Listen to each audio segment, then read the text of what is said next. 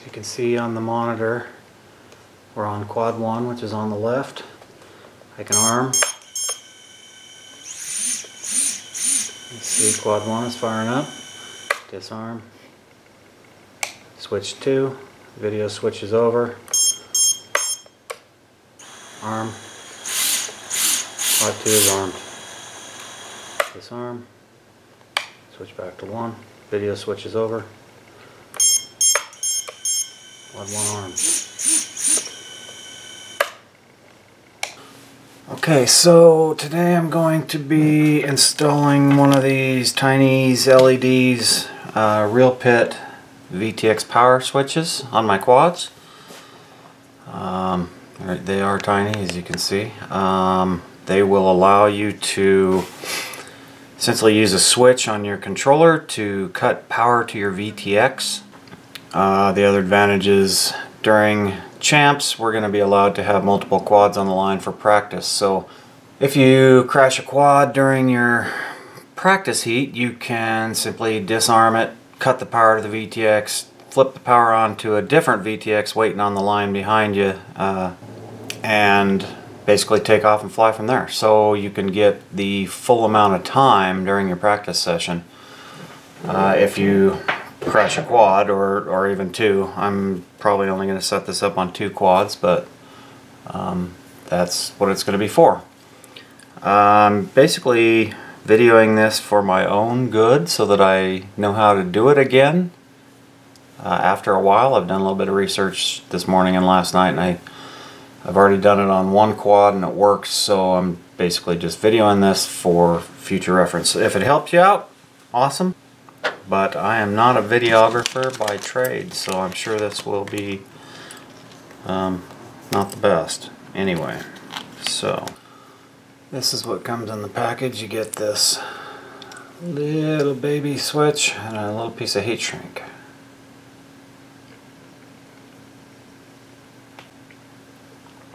Okay, so I just took the pod off my America frame, and I'm going to sort of explain what I'm going to do, and then I'll do my best to video it as I go. So pod sits like this. So you can see I've got a Pyroflip F4 OSD flight controller. I've got my TBS HV Race VTX sitting here. I'm basically going to cut these wires right here from the harness, and then you basically just splice in the TinysLED RealPit power switch from that. I know on this Pyroflip board that this up here is not being used. It's UART 4, and I'm going to use the RX pad on that. My understanding is that you can use either the RX or the TX pad, but I've already set it up once on the RX4 pad, and so I know how to do that, so that's what I'm going to use. Let's see if I can get you a better angle here. So the RX4 pad is up here. So I'll explain a little bit more when I start doing that.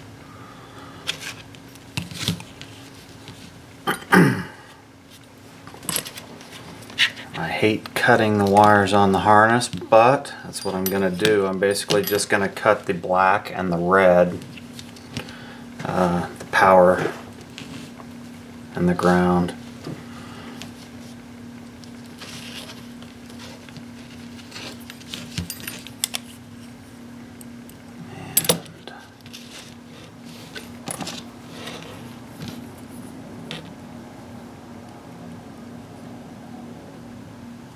Now on this TBS, there are actually 2 ground wires coming out of there. I thought there was. There should have been. There was 2 on my other one. But I don't see another ground wire, so whatever. I'm just going to cut them both.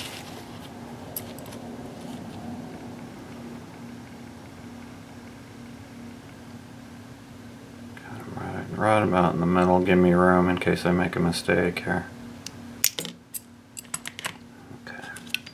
Those are out. So now I can unwind them.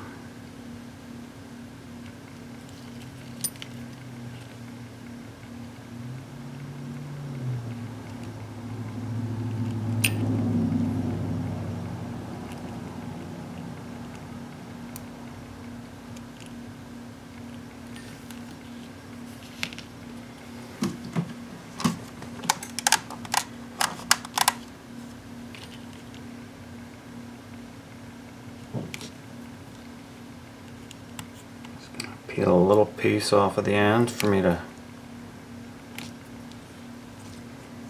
put some solder on.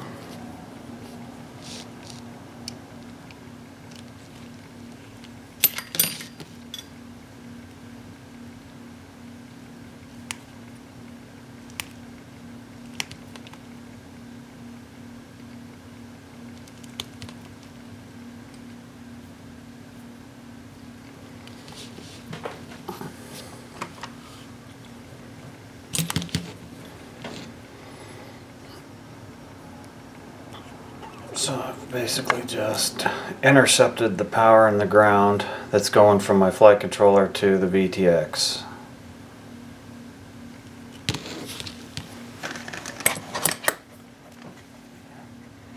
The other thing I'm going to do is grab a spare piece of wire. This one's a little bigger than needed, but that's all I have sitting around, so that's what it's gonna be. This wire will go from the RX4 pad on my flight controller. So I'll solder it up. Solder it up there to the RX4 pad, and the other end will go to the power switch. Okay, so now I'm just gonna put some solder on these pads. Really small, so I'm gonna have to probably get my head in the way to do it, but I'm gonna just pre-solder those. Okay, just got those done.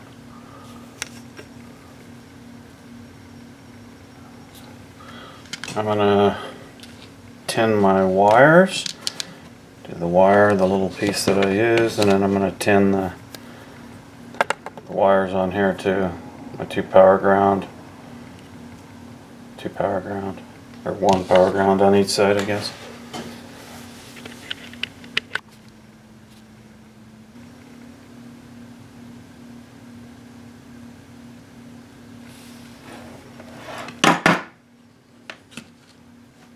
Okay, and now I'm going to tin the RX4 pad on the flight controller.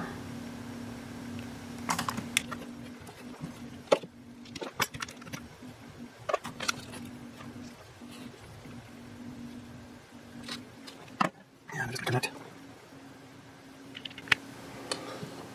Now I'm just gonna tack my wire to the flight controller.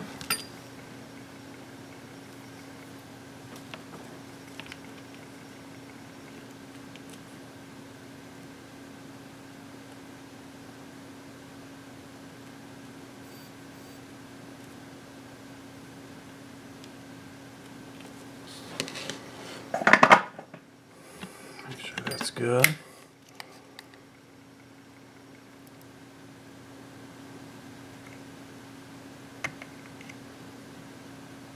Could be better, but that'll gonna do for now. It should be okay. So,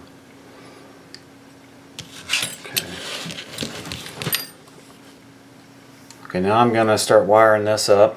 I'm gonna start on one end. I'm gonna start with the VTX Plus pin. That's gonna be the power going to the VTX. So VTX Plus means supply power to the VTX.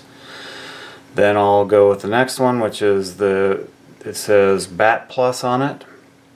That's going to come from the flight controller. Since my ESC is powering my flight controller will go into the BAT Plus, then the VTX Plus will go to the VTX. And then I'll hook the two grounds together, put those on the ground pin, and then my blue wire from my flight controller RX4 pad will go to the FC pad on this.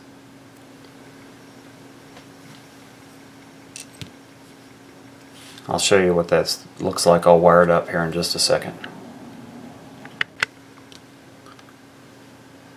Okay, I've got it all wired up.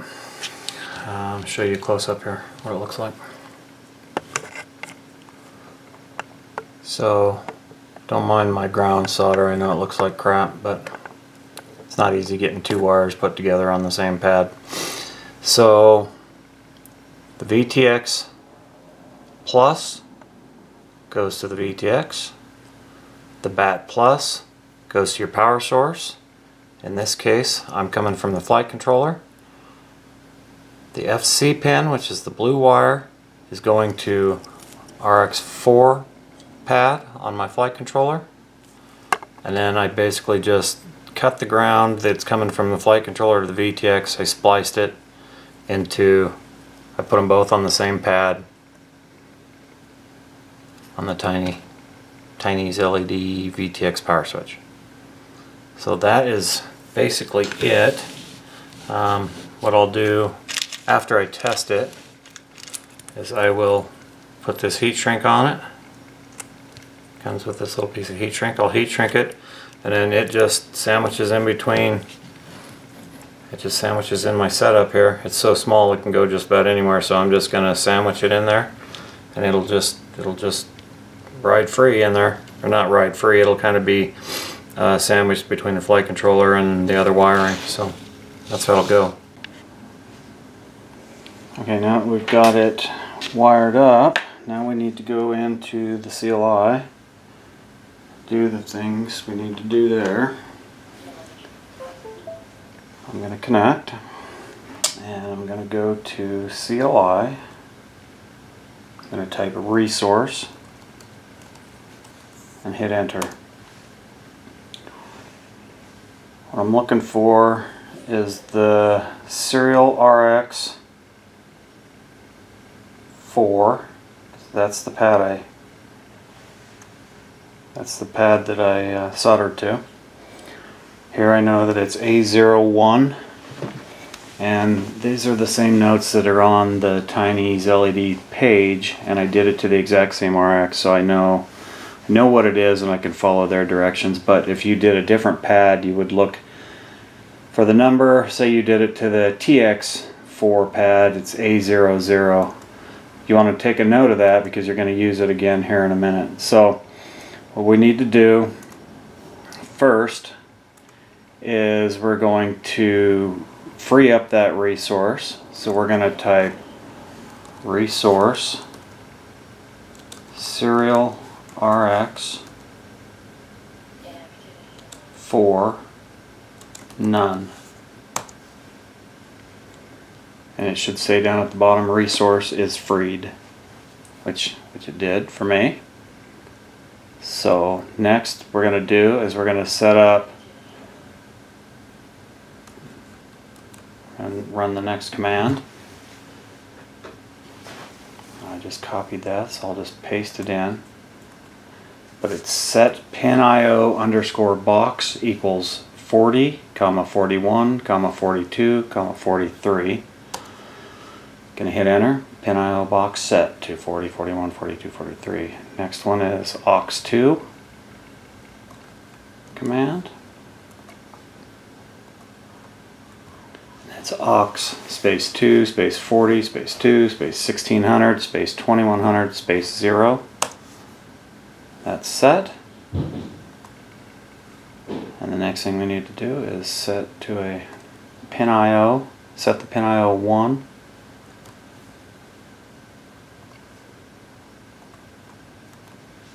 To the resource that we just freed up. So it's resource space pin.io space 1 space A01. So it just set the pin.io 1 to the resource that we freed up a couple steps ago.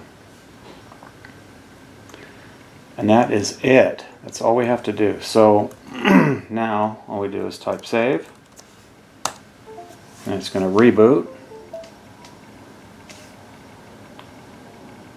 And when we go into the modes, we scroll down, we should see this user 1 here. Now I've got a channel set up on my controller that's aux 4, and I'm going to show you how to do that in just a minute. But you can set it to auto and then flip your switch and it'll recognize it. I want it to be right there. I'm going to have multiple quads set up, so they're in different ranges.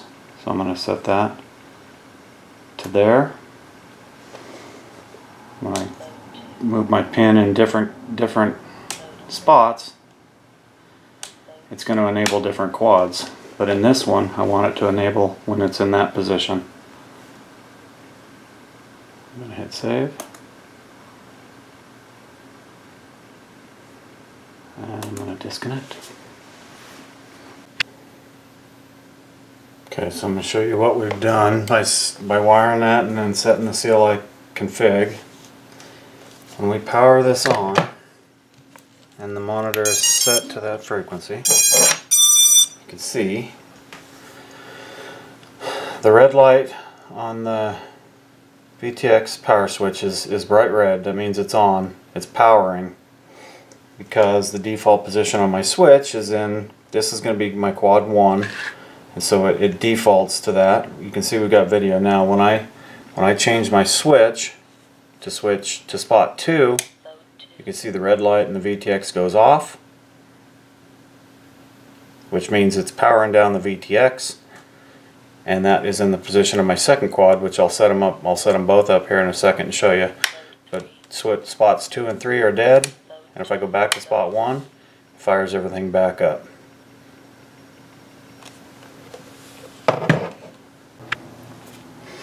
Okay, giving you a little wider angle. What I have are 2 quads now. Quad 1, quad 2, videos on quad 1. You can see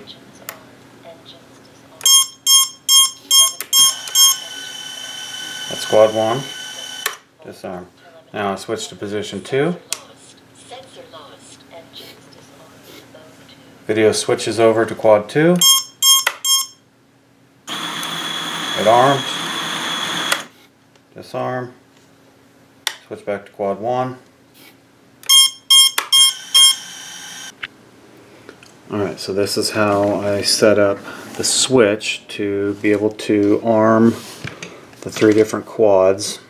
It's basically the same switch that also changes the video for each of my quads that I'm going to have set up. Right now I have 2, I'm going to have 3 set up. From the main menu, I'm going to go to Inputs, and I have created this quad. It's not a very good abbreviation, but that's what I did. Press and hold, edit, and I just created the source to be the SD, and that's my 3-way toggle right here. So nothing more needed to do that. You create the input. Then we're going to jump over to the logical switches, which is page 9. You're going to create these three entries, the ones I have labeled L03, 04, and 05. And you basically, it's going to look like that. The first one is going to be A equals X. V1 is the input that we just created, in my case QUD. And I'm going to set V2 to minus 100.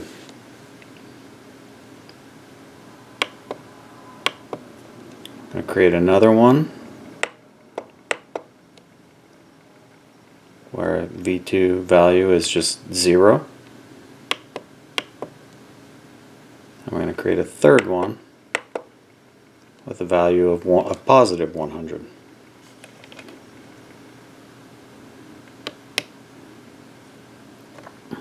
Okay, now if I press and hold page and come back to the mixer, down here on my arm,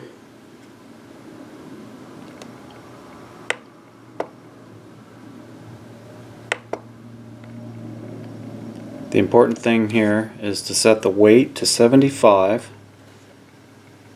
and the offset to G1, global variable 1. if you press and hold,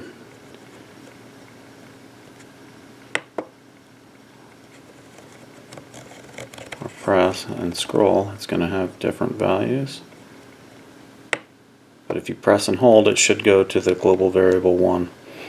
And you can see here that the range is -100 to 50.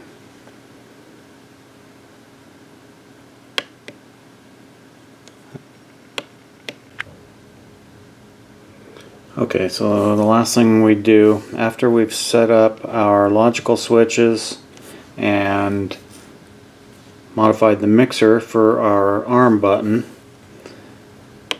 the next thing we want to do is go to our special functions and create some special functions for the logical switches. So here are my 3 logical switches, and you're going to adjust the global variable that is set up on the arm switch. Go over, you're going to do adjust G1, you're going to set the first one to -25, and then make sure you click the checkbox to enable it. And that's basically it. What that does is allows your different ranges when you arm, depending on where the switch is set, it adjusts the global variable, which then in turn adjusts the range or the value that is set when you throw that arm switch. So when my 3-position switch is in the first position and I arm it, it comes up with a specific value in Betaflight, which my quad 1 is set to arm at. When it's in position 2, it throws a little bit different value. Okay, so now I'm going to show you what all that means while we were setting up those logical switches. So I can have 3 models set up, 3 quads set up on the same model, and then depending on where the position of my switch is the tick mark will end up. So I'm in switch position 1, and if I arm this, you can see that it drops to, I don't know, right around, I don't know, 980, I suppose 990. If I'm in position 2, you can see that it bumps it up there to around 1100, maybe, I don't know, 1110 or so. And in position 3, it's in, say, 1240, 1250 range. So what I can do is set my quads to arm at different ranges and disarm when I switch. So if I'm flying quad 1 here and I'm armed, I crash, I can disarm, set my 3-position switch to spot 2, and I arm, and if my quad is set up, my quad number 2 is set up to arm in that range, it'll then arm and take off. And at the same time, since we set the video to also fire up at the different ranges, this is quad 1, so it's not in that range, but you can see that the tick mark is going to different positions depending on where the 3-position switch is set. So in this case, quad 1 arms and turns the video on. If I crash, I disarm it, I set to position 2, rearm. Now quad 2 is active, and quad 1, the video has been turned off and it has been disarmed. So that's it. I think I got everything. I'm gonna edit this and put it up, and hopefully it helps somebody out. Let me know in the comments if you have any questions.